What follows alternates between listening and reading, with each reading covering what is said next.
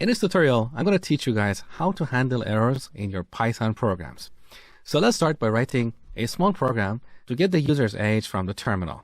So we call the input function input, add a label here like age. This returns a string, so we need to pass it to the int function and then store the result in a variable called age. Now let's print age to make sure we have implemented everything properly. Run our program. We type 20.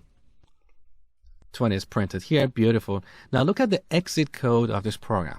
Exit code 0 means our program terminated successfully. There were no errors. But what if we run this program one more time, and instead of entering a numerical value, we enter something like ASD.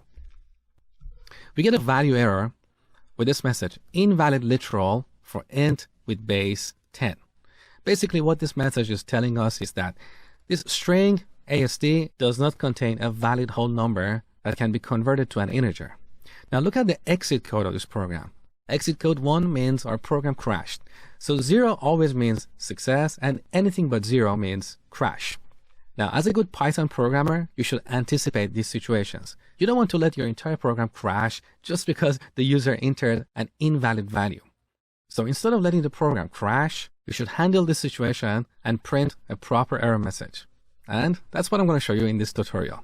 Now, before going any further, look at the type of the error we get here, value error. So remember this, we're going to get back to this shortly. Now, how can we handle these errors? In Python, we have a construct called try except. We use that to handle errors. Let me show you how it works. So on the top, we type try colon. Now, as you know, we're defining a code block. So I'm going to move these two lines inside of our try block. So press tab here and remove this blank line. Now, these two lines are part of our try block, right? So after try, we type except, and then we add the type of the error that our program may encounter. That is value error. Okay?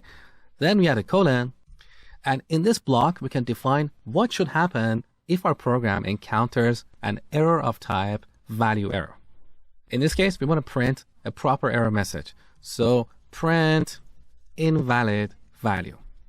So with this try and except, we're telling Python, hey, go ahead and try running these two lines of code.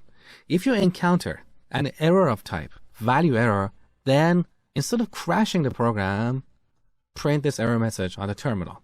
So this is how this works. Now, more accurately in programming terms, we refer to this kind of error as an exception. So an exception is a kind of error that crashes our program.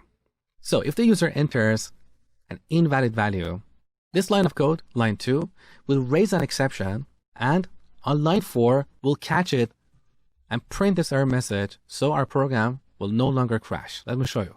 So let's go ahead and run this.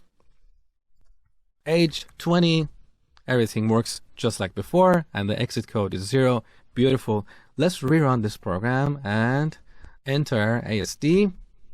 So we get this proper error message, invalid value, and once again, the exit code is 0. So that means our program completed successfully, didn't crash. Now, we can also handle different kinds of errors or exceptions.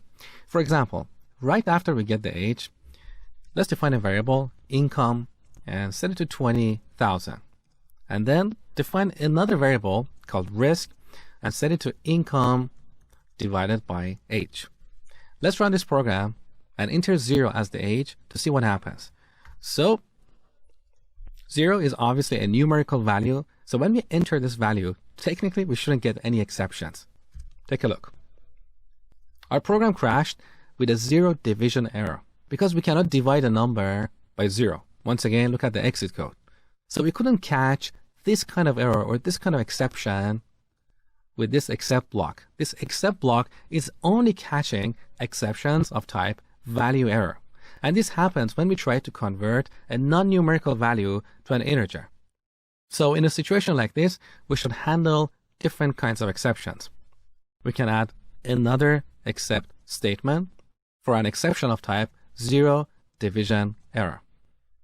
Now in this block, we can print a different kind of message like age cannot be 0. Let's run our program one more time. Now I'm going to enter 0 as the age. So we get this error message, age cannot be 0. And look at the exit code. It's 0, so our program didn't crash. So to recap, we use try except blocks to handle exceptions that are raised in our programs. As a good programmer, you should always anticipate these kind of exceptions and handle them properly.